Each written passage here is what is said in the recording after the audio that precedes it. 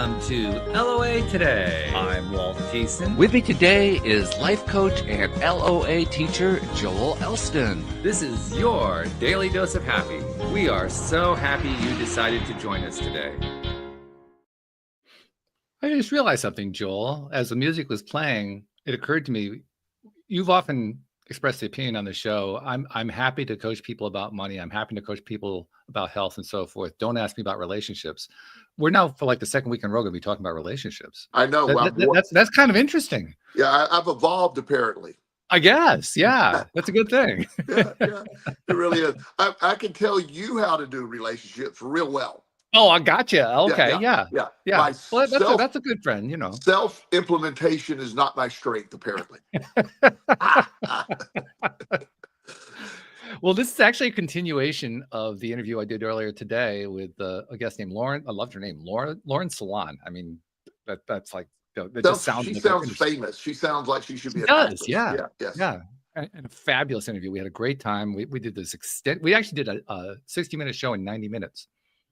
Oh, well, great time. It was really flowing, and I didn't want to stop it because we ended up talking about something that I think we're going to touch on here a little bit, and that is the challenges involved for single males, particularly young single males, but actually all single males today in the modern internet age, because it's a freaking mess out there. Now, that's not the actual topic. The topic we're going to talk today is about stopping chasing people, because you posted something about that. On both your Instagram and your TikTok, I guess. Yes. That became, but perfect tie-in to what we were talking about earlier and what we'll talk about here. Absolutely. And the concept, and this gets into it has a definite law of attraction. Don't chase anything is a big topic.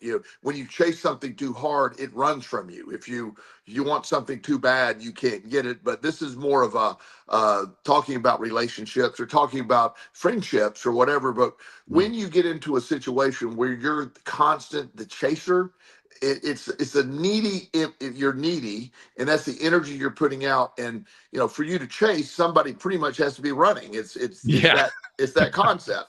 So I had a lesson in my teens that was it's sort of relevant to this, but we'll update it here because my teen years were way back in the 1900s.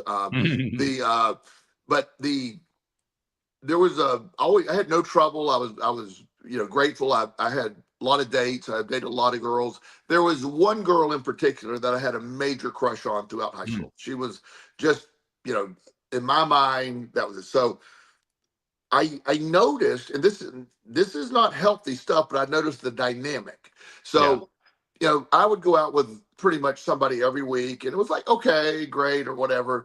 And that person I went out with that week would call me or follow up or say, hey, I want to go out. I want to go more, whatever. And then the one I wanted was never available. Yeah. and I kept thinking, like, the ones I would go out with, and I wasn't mean, but I was just like, whatever. They chased me more.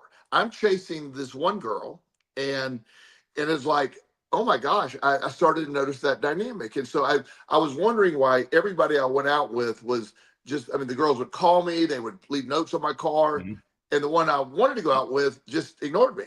So I quit chasing her. And when I quit chasing her, then she started coming to me. It was a whole different interesting dynamic. It's like, I noticed she's like, because I used to, check in with her, stop by her locker, just chat with her. And I would just walk by her and say, hey, how you doing? Just not negative, but just a different energy. And then she started coming up to me and talking, and it was, I just noticed that dynamic that when I was the chaser, she was the runner. And when I quit chasing, she came toward me. And that's played out in other scenarios throughout my life, but it's still playing games. I don't like it. I'm not saying that's a healthy way to do things, but the context of the topic is we have people that are constantly chasing the concept of a relationship or the concept of a job, and they get lost in what's there. They get lost in the reality of, okay, what is available? I'm chasing the wrong things. A lot of times people chase the wrong things, and that's you get caught up in the chase. The chase signals lack. When you're chasing something, Mhm. the energy you're putting out is lacking it, and that's, as we know, when our law of attraction talk, lack attracts lack. So Right. the dangers of chasing and instead of attracting is you will never catch what you're chasing, but you can always attract what you're attracting, and it's the nuance between the two are really important. And your mental health and how you feel about, if you're constantly chasing, your self-esteem is low. Nobody wants to be with me. Nobody wants to, versus taking a minute and working on attraction. And that's life. I mean, we're not just talking about relationships. We're talking about certain jobs or certain Mhm. situations. Just, you get stuck on one course of action and you think this is the only way to do it. And I have a friend that great lady, she has this image of the guy she wants to date. She's been Mhm.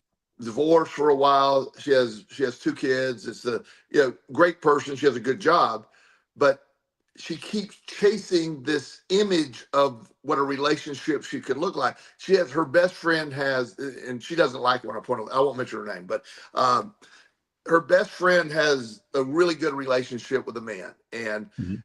so she sort of says, I want to go get that same, quote unquote, same kind of man. Yeah. And so instead of seeing what arrives to her and shows up, there's been a lot of quality men that have showed up in her life, but it's Mhm. not the image that she thinks. And so she has about the shelf life of a year to a year and a half of these relationships, and they Yeah. they end the same way every time. Yeah. Yeah. And And I because love that phrase too, shelf life, because that's pretty much what it is. Yeah, because the cycle continues, and there's Mhm. then the reality is like, and then she said, "Well, I don't know why I can't ever keep a relationship." I said, "Well, because the five guys that came through that you loved, that didn't love, that would have done anything for you, you totally ignored them because they didn't match that image that you think your friend you got to mimic from your friend." It's a great point. And Yeah, it also ties into something. This actually ties again into where the conversation was going in the earlier show. We didn't actually touch on this, but it's an important piece. Well, we touched on it very briefly because we touched on the concept of what's often called a high status or a high valued partner. right. And the idea is whether you're male or female, you're looking for that high status partner. The challenge there is that means literally everybody, if you follow that particular thought pattern, everybody's aiming for somebody who's a higher status than they are, Right. which is it's a little problematic at that point. But that it creates a very unfortunate dynamic in that, like you said, you can automatically eliminate people who could potentially be very good partners for you simply because they aren't high enough status. Yes, And exactly. that's a real problem But because I mean, if it, you make that your standard, you can end up like your friend who never ends up in a relationship because everybody you're trying to aim for is too high status by your standards. right, and and what comes with that is you have an image that these are the metrics. What matters in a relationship to you? What are you looking for? Mhm. Is it security, somebody that's trustworthy? In my mind, obviously you have to be able to trust somebody. That's Mhm. really big. Trust is a huge issue. uh Sure. me, you got to have a sense of humor. I put that way up Absolutely. there. You got to have a sense of humor. Mhm. uh Preferably a really off the wall sense of humor like yours. Very weird sense of Yes. humor. I mean, there Mhm. is no such thing as too weird of humor for me, That's as right. you know. That's So, right.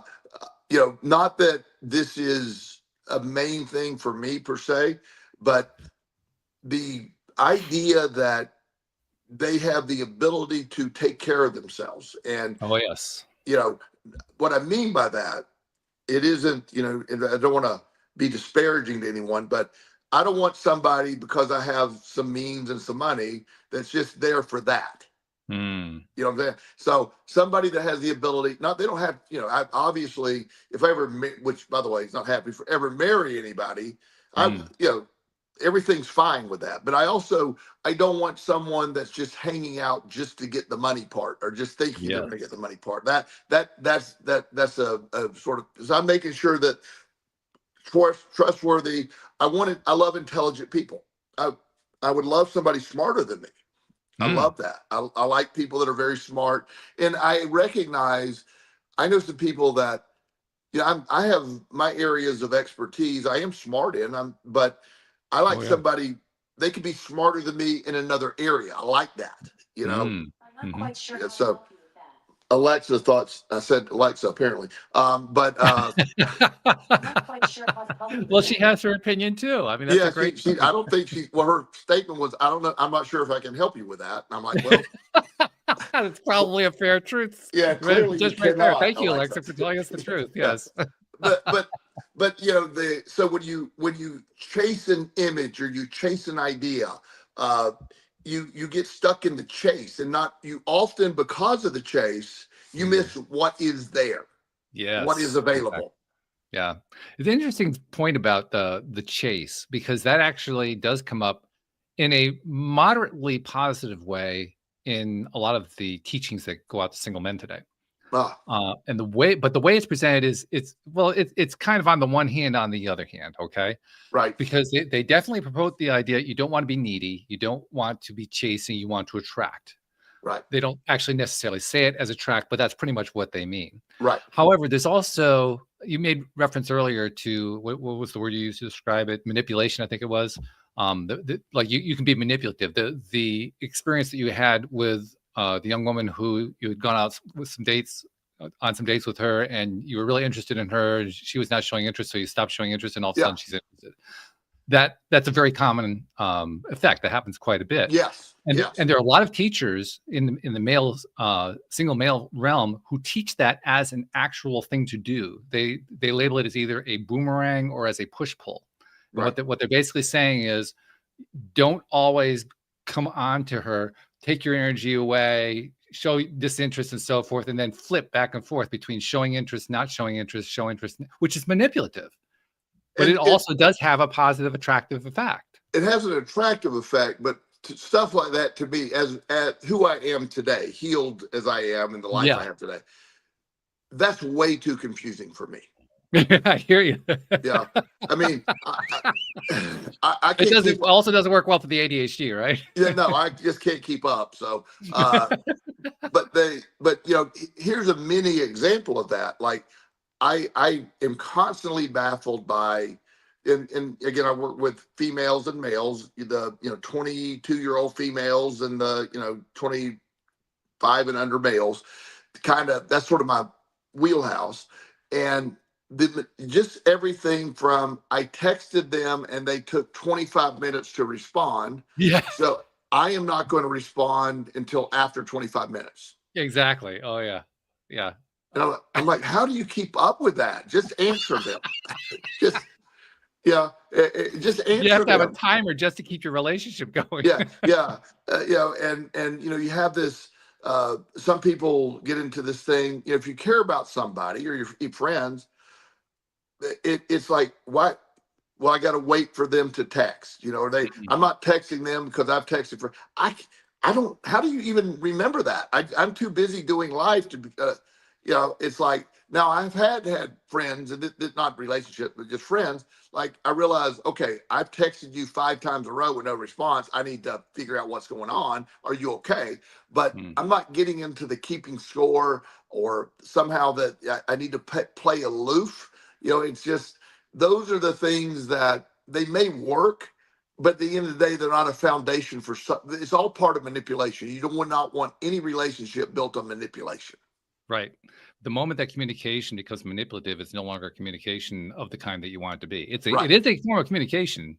You just don't want to go there. Well, you're just trying to guess what everybody means, and it's just, Mhm. the one of my clients. A lot of my clients will get in these situations. They break up with their girlfriend, and they want to play every scenario out. Well, what if I Oh said yeah. this? And I'm going, look, we can rehearse. I can make a lot of money just sitting here for an hour Oh rehearsing God, every you could possible scenario. you could pay for the house, I'm Yeah, sure. yeah.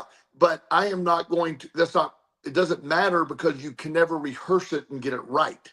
Right. It is, if you need to talk about it, we'll talk about it. But you're playing a mind game on yourself, that somehow you'll get there. So this idea that I gotta go, all the attraction piece is lost a lot today. And a lot of these teachers or social media influencers, their advice is sometimes very toxic, very Oh yeah. demeaning to females, or very demeaning to males, or Both. telling them both sides are getting there. It's really sad. It really is. It's sad, one of the reasons I wanted to do the show that I did earlier today with Lauren and doing the show as a follow up with you is because these conversations need to be held. They need to be held in the public space and the Sure. online space, because until they are, they're going to be dominated by the other side, by the people who are pushing the manipulative tactics, who are pushing the red pill ideas, who are pushing the females be totally feminine ideas. I mean, the whole masculinity and femininity thing, that heck, we could do 5 shows on that one, probably 10, maybe 15, Yeah. because it is a big part of the way things are taught today. I expressed this opinion earlier, and I'm going to express it to you as well. I really think that masculinity and femininity is way overplayed. I mean, I'm not saying it's not important. It is important, but not nearly as important as it's portrayed out in the wild. Well, it's the image of what a man is, the deep voice, the strength, and all the other all the good facial hair, all these silly things that that sort of people consider masculine. I look at there's everyone has some feminine energy and some masculine energy. Everybody. Sure. Guys don't like to talk about that, but the kind side. I mean, most men are not viewed as nurturers, but I know a lot of good dads. The best dads are. Yeah, I think I probably would be defined by most people as relatively masculine, and I adopt children from foster care, take care of them by myself. So that you can, when you're comfortable in it, you do not allow that to become a metric of what matters. But one of my clients today was asking me, he's 17 and he's 5'9", and good looking kid, 5'9". He doesn't look short to me, but he's like, he said, if you're not 6 foot, you're nobody. I said, buddy, that's the stupidest thing I've ever heard. I said, who's measuring that? Who cares? Yeah. I mean, I've never even thought about it that way, and that's a message he heard. He heard a woman on TikTok say, if the minimum requirement is a real 6 foot, nothing less. And I'm like, well, but in his mind, his masculinity was built on his height. And he said, Joel, what happens if I don't grow? I don't see what matters. That's one of the most bizarre things I've ever heard. And yet it is fairly common. Very common. because the statistics back it up too, by the way. I mean, most of these, well, maybe not most, a large chunk of these belief systems arise out of the dating app. Yes. And in the dating app, if you are a male and you aren't listing yourself honestly, hopefully, as at least 6 foot, you're going to get a lot less responses. That's just the truth of it. Now, out in the real world, that's not, you can throw that one out the window. But because of the dominant nature of dating apps, that becomes a thing. Yeah. And the really sad part is, if you look at the numbers that the actual dating apps themselves have accumulated, because they do sometimes publish that information, 90% of the population are chasing 10% of the other side of the other gender. Right. And it's both ways. It's both of them. Both ways. Yeah. And that's what happens. And we were talking before the show about a client of mine. I think that was before the show, right? About the dude on the dating app.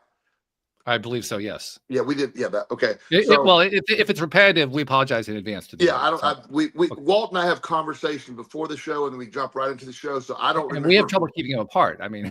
Yeah. Except the inappropriate conversations, which we clearly leave off the air. Those are easier to keep apart for some reason. I'm not sure why.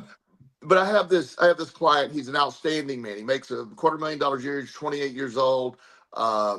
He's a little heavy. He's probably 15 pounds overweight. He's slightly balding. And he has the best sense of humor. He just somebody, he loves to fish. He loves to do outdoor stuff. He's this great guy. Dating app, he gets no response, none, right? Nothing. He doesn't drink, so he can't go to bars. So he's like, where do I even, he understands. He said, when I meet somebody, my energy attracts people, and I make them laugh. Don't ever underestimate the value of making a woman laugh. That's the Oh, power. absolutely. That's Yeah. powerful. Yeah, that's powerful. And that's old school there. You make Oh, them very old laugh. school. And so he said, I got that, but the apps take that opportunity away.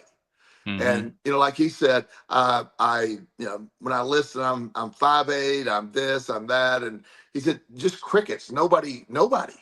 Mhm. I love to travel.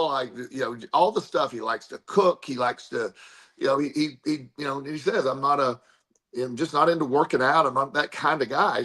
I like adventures, but I like to exercise outside ski and, snowboarding and, climbing, rappelling mountains, all that stuff he does. So, Yeah. gets no traction whatsoever at all. And that's why for most people, I don't care whether you're male or female, for most people, the apps really are not the way to go. And No. I've even had confirmation of that from guests on the show who use the app successfully.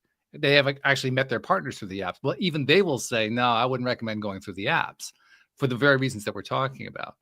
Yeah. And just to point out something, I'm sure you pointed this out to him as well.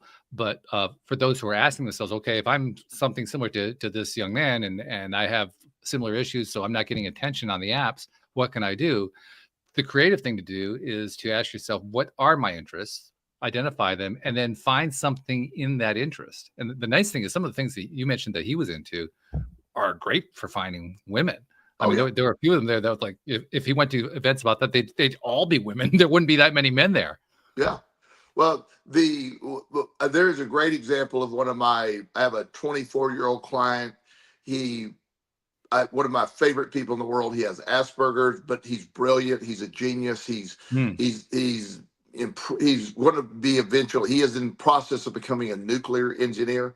Wow. Yeah, and so he puts a real picture, undoctored. He looks nerdy. He doesn't care. He's got the big nerdy glasses, curly hair. He goes 100% nerd.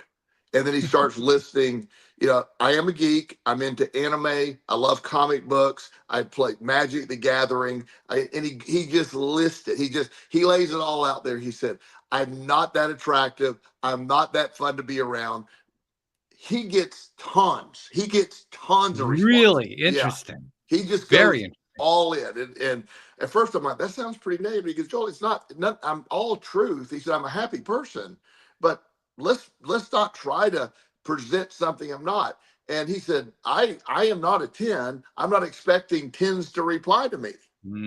Yes. Okay. Yeah. And he gets several dates, has a lot of fun with it. Well, that's a really important point that I want to touch on, because we talked about the high status person that you're trying to attract. He's not trying to attract that high status person. He's basically taking that off the table entirely. He's looking at people in terms of, not in terms of how high their status is, but what does he like about them? Well, he put that in his description. He said, look, I want somebody that can laugh. If you don't like anime, but just go to conventions with me, learn it. I'll go learn stuff you like. But I don't care if you're a little overweight. I don't care if you're a little geeky yourself. So all of that, he comes very endearing in his response. Yeah.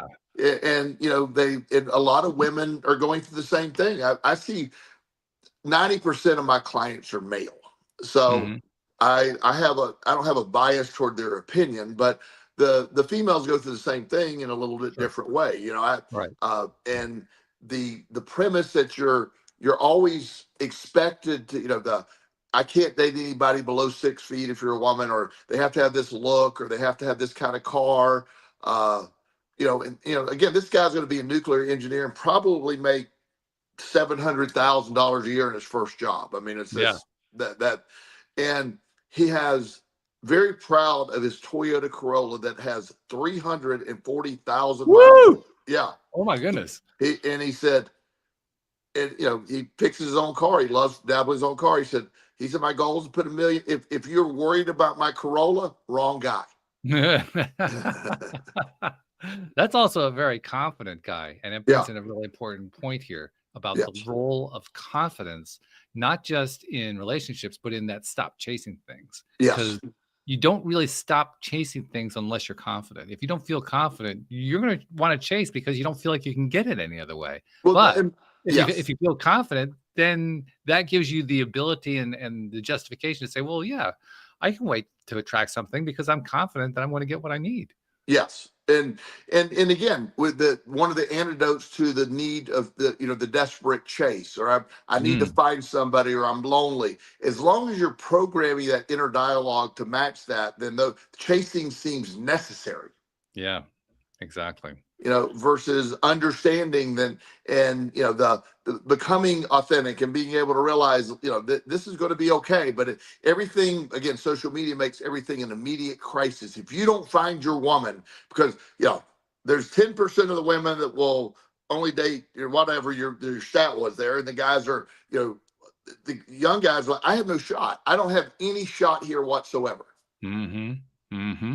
And when you go in with that attitude, unfortunately, the law of Yeah, attraction says, yeah, okay, yeah. And that's what we're going to deliver. well, and also I think tell me if this is logical. So one of the things I'm really noticing a huge uptick in, while people breaking up, the breakups are always bad, but I am noticing like some extreme psychiatric relationships to breakups now. And I think this might play a role, because when you think you've had the right woman, and like what one of my clients recently broke up with a 2-year relationship, and he keeps saying, I'll never find somebody, I'll never find somebody. Where would I find them? I go, well, you just broke up yesterday, so let's, Mm-hmm. but it is, I think it's compounding people's beliefs that I had one and she got away. How am I ever going to find another woman?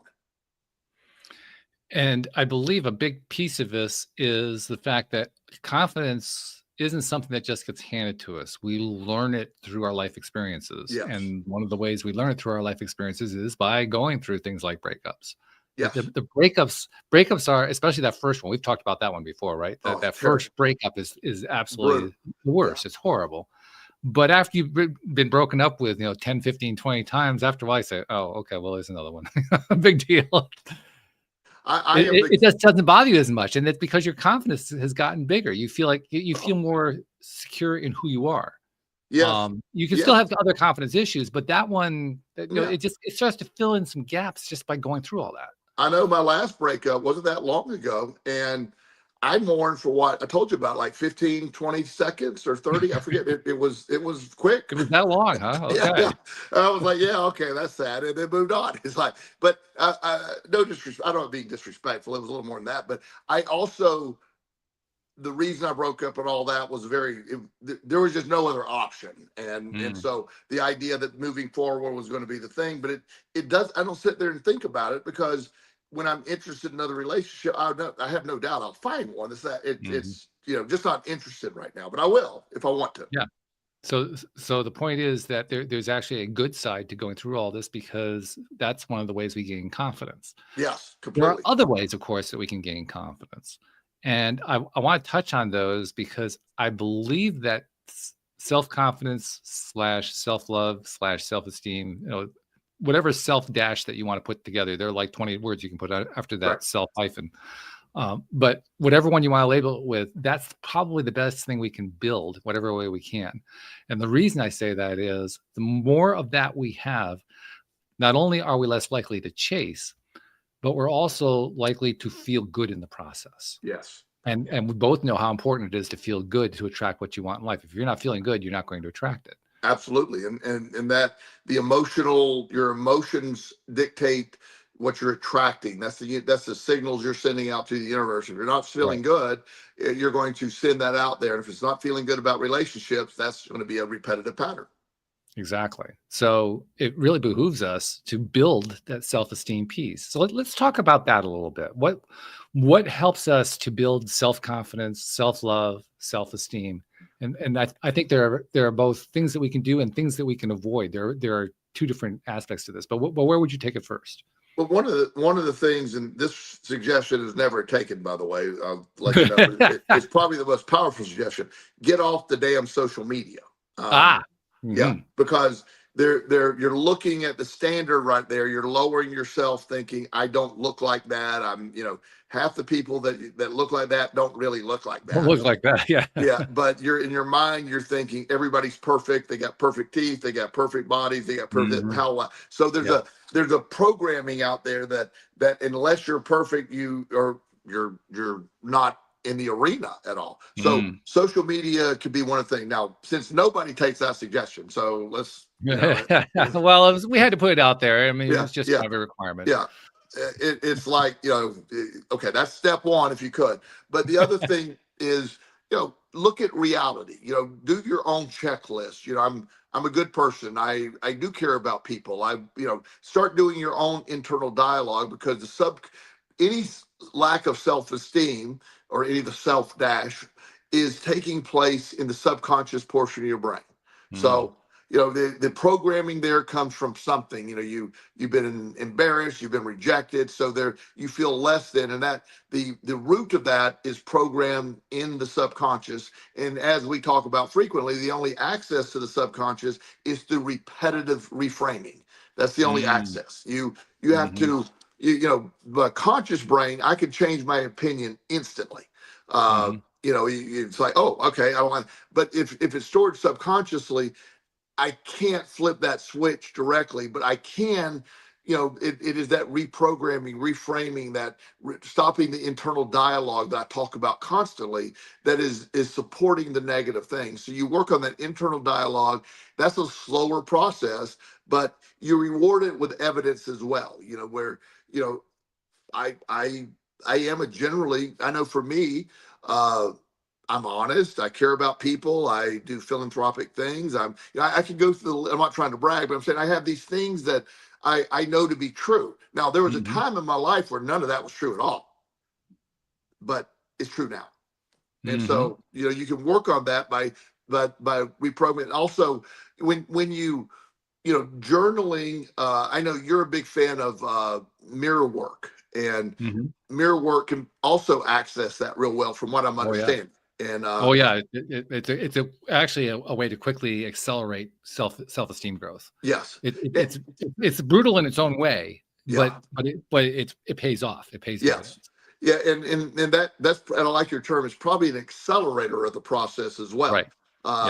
So you have that, and also being around people that see your value. Being around, also having the ability to accept a compliment. It's there's a tendency for us to not accept compliments.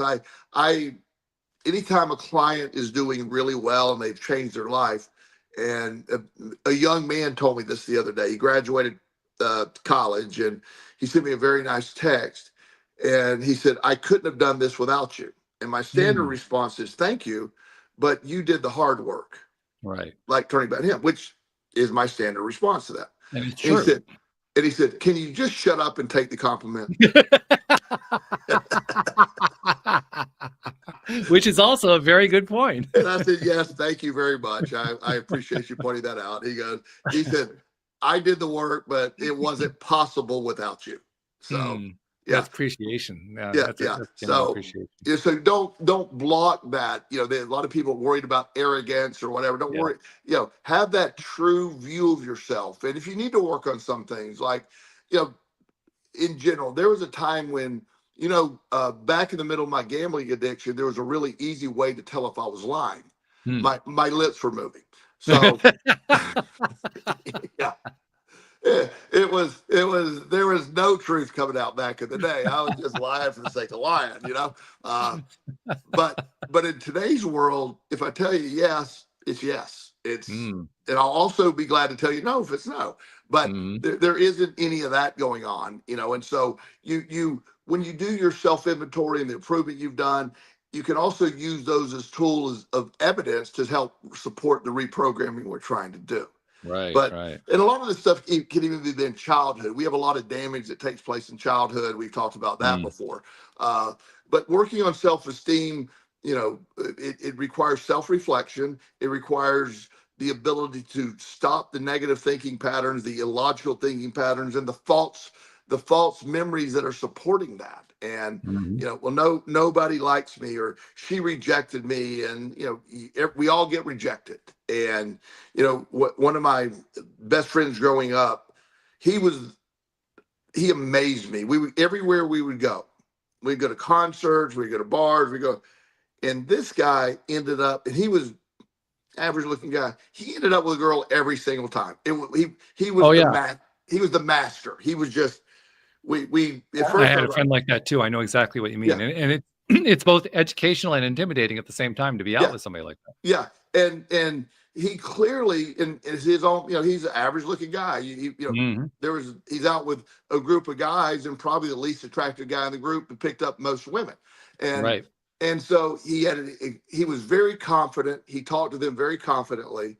He made them laugh. He always had a great sense of humor, and he was a magnet. He just put that energy out. He just was constantly attracted, and it was just the most. He had the when it came to that, the greatest self-esteem and self-belief that I've ever seen. Just Yeah. it paid off.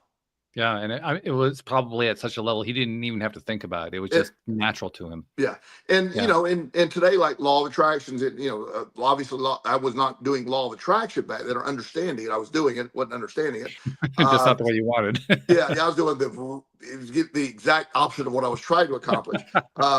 But like today, I told you, when it comes to things right now, everything comes easily now. Everything, Mm. there's nothing that I don't. It's like, yeah, I attract, have an abundance. I have this, I have that. Whatever I want, I can easily go get. Yeah. You mentioned something a moment ago. You actually referred to it a couple of times. You talked about lists, people having lists of things and Yeah. so forth. Yes. That came up also in the previous show that I did with Lauren and Anne Marie, in that women in particular, when it comes to relationships, primary relationships, will often make written lists of the characteristics of their partner Yes. that they're looking for. Yes. Men don't do that as much. We tend to more make it lists in our heads. Very few of us actually write it down. But there's something to be said for the written part, because when you write it down, what you're really doing is you're not only identifying what you want, you're also identifying what you don't want. And Yes. that act of doing both, identifying what you want and what you don't want, is a confidence builder. It is. You become less amorphous. You become more defined. You define yourself just by the way that you do that. And that translates when you're out in the wild meeting people. As long as but a lot of times, and absolutely, you're saying that correctly. However, a lot of times people are writing down things that it's not exactly what they write down what's sort of expected. Oh, that's a problem. Yeah. Yeah. It's like the friend I was telling you about, that's, she sees her best friend's relationship and thinks that that's what she's going after. So it's not going to happen. It's just a whole different scenario. And also being realistic, in your, I have work with a lot of majorly wealthy people. And so I have a client, he's 55. His super attractive girlfriend, amazingly attractive girlfriend, is 23. No judgment. They have a great. So one night he's asking me, he said, Joel, do you think she would love me without my money? And I go, good question. Very good question. I said, well, are you fucking kidding me? Of course she wouldn't. I love how subtle you are. You're just so subtle the way these happen. I said, of course she wouldn't.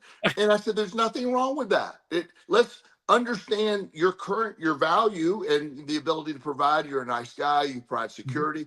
But you wouldn't be with her if she were 250 pounds. Yeah, how about that? Let's be fair. Yeah. And so, it's like, oh, okay. It's, the owner of the Los Angeles Raiders, his last name is Davis. And is Al Davis' son? I forget. Mark Davis is his name. Okay. Anybody that doesn't know him, just Google his picture real quick, and I won't need to explain anything else. So anyway, he's 70 years old and has the absolute worst haircut in the history of haircuts. So, so with that being said, his very attractive, young, super fit Asian girlfriend. So one day somebody was asking him about his girlfriend. He said, yes, she did not know I was a billionaire when we met. She just liked my smile. And everybody just laughs like, yeah, you're famous, you're well known. I'm sure she approached you and said, what a great smile. Oh, this a benefit, you're a billionaire. he believes that. It's unlikely he's listening, so thank goodness I'm not going to embarrass him, but it's all over social media. And he wouldn't care because he is a billionaire owner of an NFL team. He does fine. So He does perfectly fine. yeah. Yes. So, He has but no issue there. and by the way, I'm not making fun of people, but I'm talking about reality. And but when you see that, you'll often see older men with much younger women, and it would be I have be honest with you, I've never seen a drastically older man with a much younger woman that was poor. Yeah, that would be pretty rare. Yeah. Not impossible, but rare. Yeah. Like, my 70, the hot 25-year-old girl and my 70-year-old boyfriend who's on Medicaid and has no money and only gets Social Security. I've never heard that.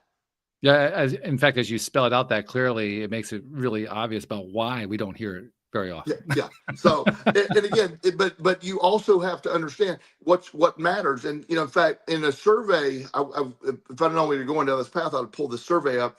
But they asked women, especially women of childbearing years, because this matters.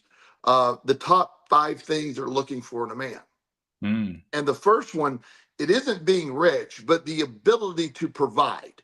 Yeah, it's a distinction. It's a very important distinction. Yeah, because the ability to provide and provide security for the family. So they might be, in law school and going to be a lawyer. They don't have to have the money now, but have that potential. Someone of childbearing years, it may be not interested in high school dropout with no direction. I'm not being critical, but just looking at that. It surprisingly, looks was like number 4 or 5. Yeah. It was, at least in this survey. Now, in reality, on the apps, it goes the other way. But the premise that, when a woman and man get together with the woman being of childbearing years, she literally is nesting, providing, who can take care of this, who can provide security, who can take care of the family. It's not it's very seldom a conscious inventory, but they measure that. By the way, I want to make a comment about the app. So maybe this will be the last one. Hopefully, it'll be the last one. But we've made a number of comments to show where the weaknesses of the apps are. The biggest weakness is also the biggest strength, and it's important to recognize what that strength is. What is it? The first thing that an app always shows you, no matter whether you're male, female, no matter what you're looking for. What's the first thing they show you? They show you a great big photograph. Yes. And then they show you another great big photograph. This should give you a very clear clue about how the apps are oriented. They're oriented completely on looks. Yes. So anyone who comes to the conclusion that the apps are going to give them anything other than looks-driven results is deceiving themselves. Absolutely, because you don't get the energy and the stuff we talked about. So it's okay, but that's where the 10% goes after the 10%. That's right. That's what matters. There are apps that literally have rich men, and it's based on their wealth. I'm looking for I forget the name of that app, but there's basically sugar daddies. They're looking for that, and and again, it's there, but it's understanding the connection of what we're after, and again, talking about relationships in general, but the fulfillment and what you're programmed to want.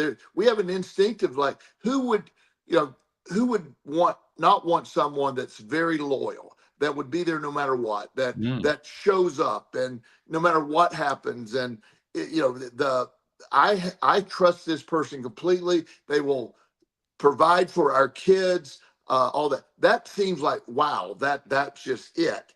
And then yet there's these other factors that you're programmed to say, well, he's not that good looking, he's not athletic, he's a little heavy. You look at that and it feels, I think a lot of that is social media influences, Social media definitely amplifies it. I think that's certainly true. I think this has actually been around for ages. It's been around. Yeah.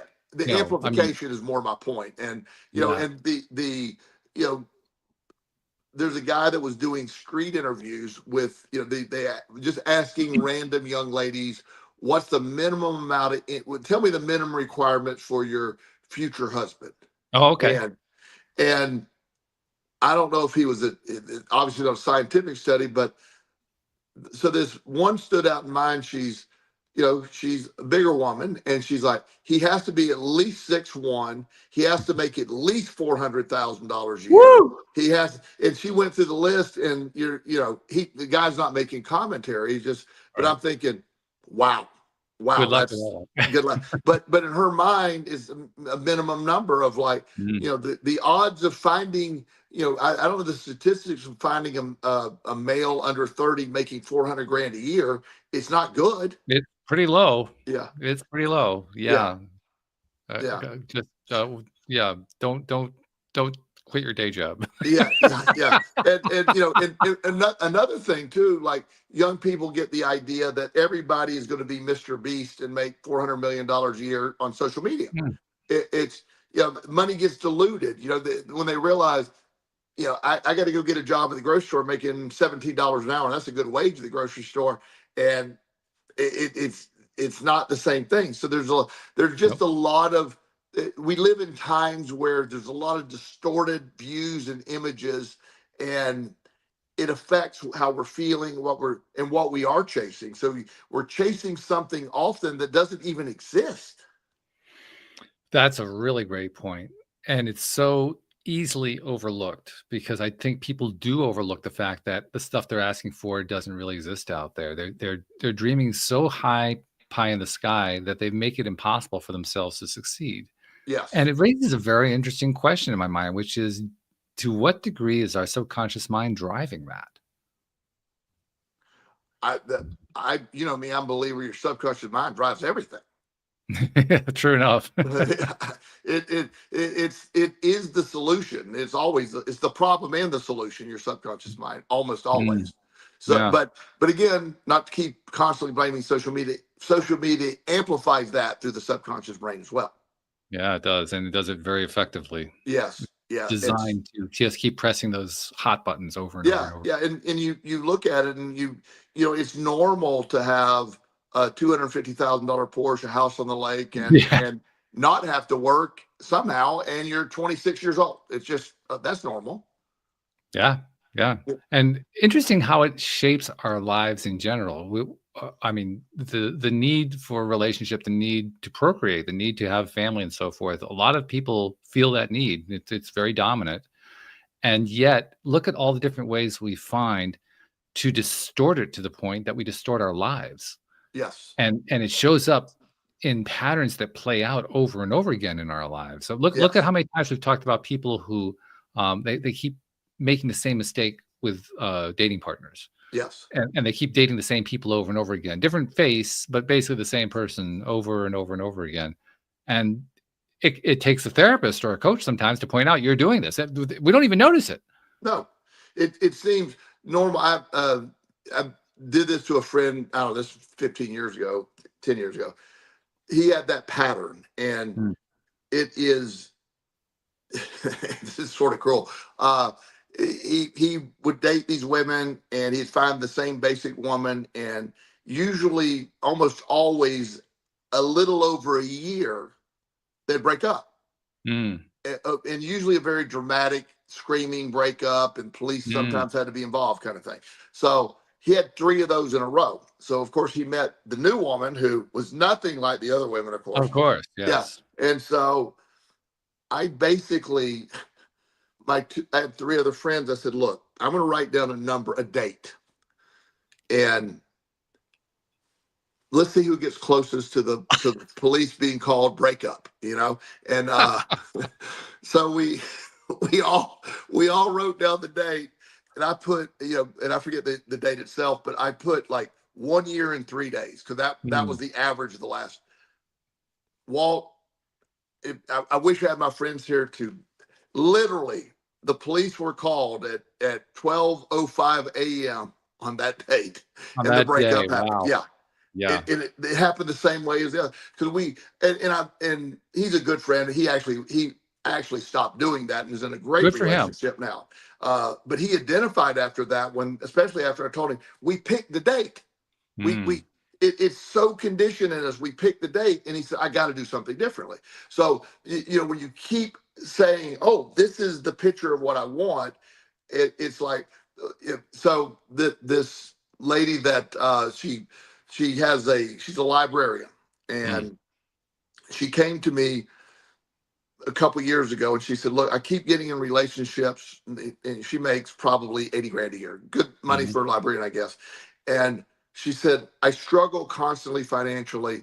And I keep finding myself, I'm attracted to men who have blue collar jobs, nothing wrong with that, but it basically is just, to get together, they just financially can't make it. You know what I mean? It's just apparent they wouldn't be able to do it.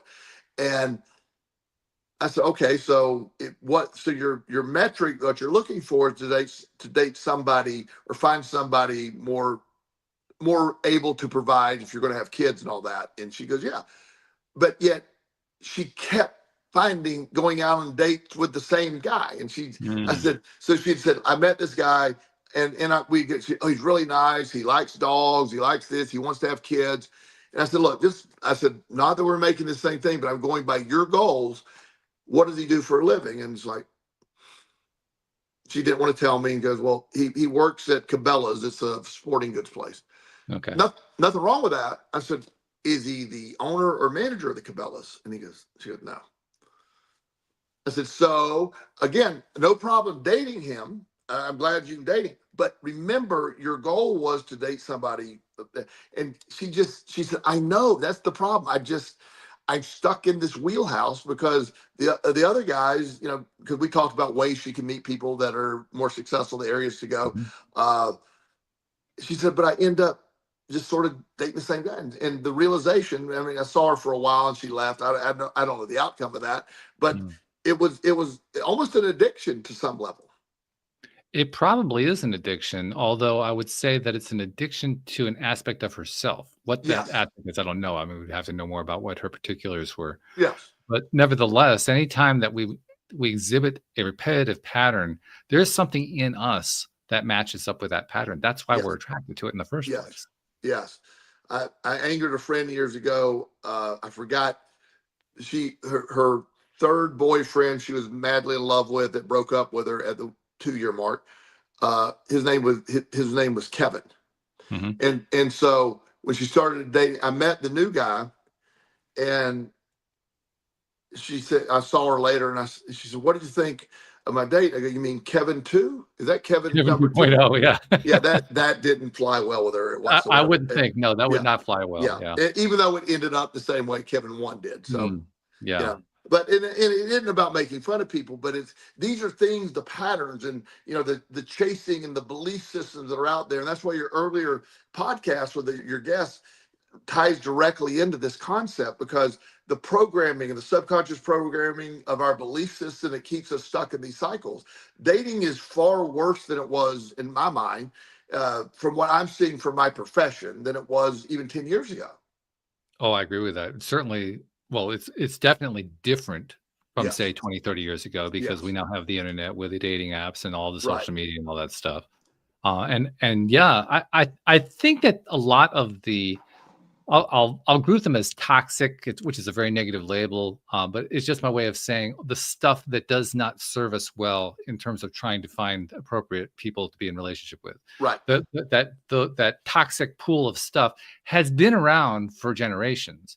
What the internet has done is, again, it has amplified it. It has made it more obvious. It has put it more in our faces. So we're much more aware of it. And so we're more likely to act on it. And that's where the degradation has come from. The reduction of quality in the dating world has come from that amplification. And also, and to tie into that, this popped randomly in my brain. I'll see if I can tie it in. It works great in my brain. I don't know if it's going to come out of my mouth right. But particularly the various avoidant detachment personality people, the people that have the avoidant relationship styles, all those things are relevant, so when these things start to go bad, the avoidant just goes silent. So not only are we bringing that to the table, when we realize it's been brought to the table again, instead of addressing and moving on, you just go silent with it, and it that the communication disappears entirely. So yeah, 6 months into a relationship, you start noticing the same traits as the previous person, and then you have that avoidant relationship style. Then you're going to be like, oh, I'm not going to say anything, but you're going to be shocked in 6 months when it's over, because the same things are going to happen again. Which to me brings to the fore the most important point where relationships are concerned, and indeed where this whole concept of not chasing is concerned. Because I personally believe, and I think you're probably on board with this, I personally believe that there are two words that are pretty much two sides of the same coin that are the most important thing in any relationship. And those two words are communication and connection. Absolutely. And they're really just two ways of saying the same thing. If you aren't developing communication and connection from the very moment that you're meeting somebody and trying to figure out, is this somebody that I want to spend time with? Well, however amount of time you have in mind, maybe you only have in mind doing it for 6 months. But if you're especially looking for something that's long term, you got to start doing it from the beginning. And one of the things that really bothers me about what I see being taught, particularly to single males, especially to young single males, but really to all single males, by a lot of the teachers out there, is you don't do anything to try to move the relationship forward until she initiates it. And that was the point that I made to my guest earlier today. When I said that, you should have seen how wide her eyes got, and she was absolutely shocked by it. Yeah. But literally, that message gets out there a lot. And that is a very harmful message, because it prevents the exact process you need to have, which is to develop the communication and the connection. The communication, particularly the ability to have difficult conversations. That's the most people really, I think, there's nobody more blunt than me, and I have difficult conversations 20 times a day, but it's difficult by definition. They're hard to have. And, we're having a difficult conversation, particularly in a relationship, and you don't know the reaction. So that creates that. So communication, communication in general, but taking it up further, the ability, because there is no relationship that's perfect. There's no, the patterns of behavior, every relationship you have goes in, parts of that goes into your new relationship, and the other side has the same thing. So there's a lot of triggering effects there. So the ability to discuss it openly, have those hard conversations, but lovingly be able to move on is really the sort of the gold standard for good relationships. But we may be at our worst time communicating, because a lot of the messages that are being told about, well, they're like, one of the most baffling things I heard, one of my clients one time, she's really into this guy. They were dating for a while, and he was clearly really into her. And it was just this weird, like, have you told her? I said, have you told him you loved him? And she goes, oh, I would never say that first. And I'm like, well, what if he's thinking the same thing? And he said, well, I guess we'll never tell you. I'm like, okay. Yeah. And it was just this thing. I said, well, I really think that's, I just can't imagine that if you really feel that way. She said, but wouldn't it be terrible if he didn't agree? I go, first of all, he's going to agree. Well, say it back, because he wouldn't be doing all this if he didn't. But second, you can spend, what are we going to do? Just wait on this for about 5 years because both of you are avoidant saying that conversation? I don't know what you do with that. That's a very, very important point. I think a lot of it does come from that lack of self-confidence, self-esteem we were talking about before. But I think you're also right that I don't know if you were intending to say this, but I kind of read it this way. It's tied into the whole masculine feminine mystique. Oh, yeah. And that if you want to be in your feminine or be in your masculine, depending on your point of view on that, you have to follow the rules about how that kind of thing should work. So the masculine, according to the way, at least the feminine in this case, defines it, is the masculine has to be the one who says it first, which terrifies the male. Well, and these are differences. So back in my dating prime, and I'm not saying these were good things. When I picked up a date, I went and knocked on the door. I opened the car door. If we went out to dinner, I paid for that. And I'm not saying that, it sounds weird to say it today, I there still was do it. Yeah. there was never a scenario where we're splitting a check. It was just I paid, the guy paid. If we're Hmm. walking on the street, my body's against the road. It's these Same these thing. these were things that were standard. I opened the car door. I opened the door going into a restaurant. Right. And that was I just thought that's how we did it. And it's today it's just viewed. They don't do that. They pull up, I'm text them I'm here, and they hop in the car. It's like, wow. Yeah. Well, there are a lot of different ways to express masculinity and femininity. Yeah. The old ways work very nicely. That's Yeah. one good thing. Despite all of the changes and so forth, they still work. They're Yes. still effective for any age. Doesn't matter what your age is, what your level of experience is, makes no difference. It works for everybody. Yeah. So, if you're really not sure what to do, you use the old system. It works well. Yeah. When I'm coaching my class, I'm not going to ask them to do something that's so outside of the norm now. And things are more expensive, and I understand splitting bills, and sometimes, but Mhm. if I pay for dinner everywhere I go. I mean, if you, I pay for dinner. That's just what I do, and Mhm. I can, and I enjoy doing that. But the idea that I want to sit there and say, well, your half is $55, that would have been horrifying back in the day. Yeah, that wasn't done. That's true. Yeah. And yeah, but again, it's just, the whole key communication, the subconscious programming and self-esteem. So the wrap up and the good news is working on your self-esteem, working on your communication style, then the chasing isn't necessary, because you're able to attract what you're really after. Then that's how you sustain a relationship, being able to have the hard conversations. This Mm, upset me, this bothered me. yeah. I know you didn't mean to do that, or maybe you did, but this bothered me. And just being able to have those conversations. And I've seen relationships just end in silence. People just quit talking. That terrifies me, actually. Yeah. Hearing that story just terrifies me. It just reinforces for me how important communication is. Yeah. But yeah, maybe that's what some people need to hear. Like, communication, it doesn't happen unless you decide to make it happen. So make it Somebody happen. has to be that role, and preferably both people are. And I always encourage young couples, let's start with the ground rules of communication. Let's get here. Mm, What makes you uncomfortable? So if something's happening, let's say it early. Let's say it early, so we can, if this is a deal breaker, let's don't get too deep here. Or can the other person work on it? Let's figure out what it is. By the way, this also ties in very nicely, on the other hand. It ties in very nicely to the topic. The topic is to stop chasing. Yes. Well, one of the best ways to stop chasing is when you actually are in contact with somebody that you have some interest in.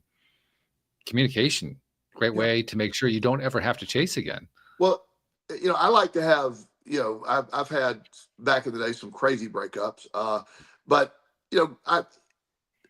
I care about this person at one point. You care about somebody at one point, even if you don't care about them toward the end.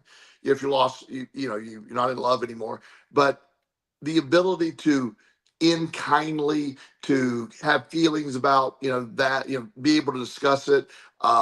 It's really important. I mean, it's just a general kindness that, again, not everybody's allowed that closure sometimes. So some relationships ended on and closure, by the way, I'm not a big fan of that term, but they're not allowed the ability to really understand what happened. It's from their perspective, things were going great and you broke up with me.